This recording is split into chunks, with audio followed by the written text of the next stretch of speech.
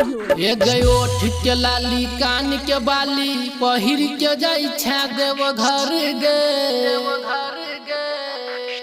एक गेरुआ कपड़ा में बोलबम लिखा ले खुश है तो शिव शंकर गे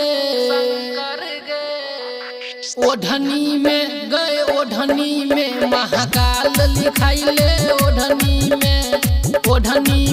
गए ओढ़नी में महाकाल लिखाई ले ओढ़नी में महाकाल लिखाई ले ओढ़नी में गए ओढ़नी में महाकाल लिखाई ले ओढ़नी में गए ओढ़नी में महाकाल लिखाई ले ओढ़नी में गए ओढ़नी में महाकाल लिखाई ले ओढ़नी में काल लिखाई ले ओढ़नी में एक सुल्तानगंज से जल उठा ले कांधे धले कांवर गे बोलबम नारा लगई है बैठ जतो तोहर पावर गे ओढ़नी में गए ओढ़नी में महाकाल लिखाई ले ओढ़नी में गए ओढ़नी में महाकाल लिखाई ले ओढ़नी में महाकाल लिखाई ले ओढ़नी में गए ओढ़नी में महाकाल लिखाई ले ओढ़नी में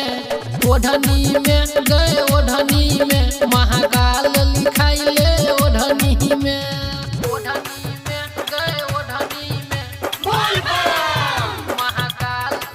महाकाल लिखाई ले ओढ़नी में काल लिखाई ले ओढ़नी में हे गे भोला बाबा के महिमा छे भारी खुलल छे केवारी गे सच्चा मन सजो तू पूज में दुल्हा खोज दतो त्रिपुरारी गे ओढ़नी में गए ओढ़नी में महाकाल लिखाई ले ओढ़नी में गए ओढ़नी में महाकाल लिखाई ले ओढ़नी में महाकाल लिखाई ले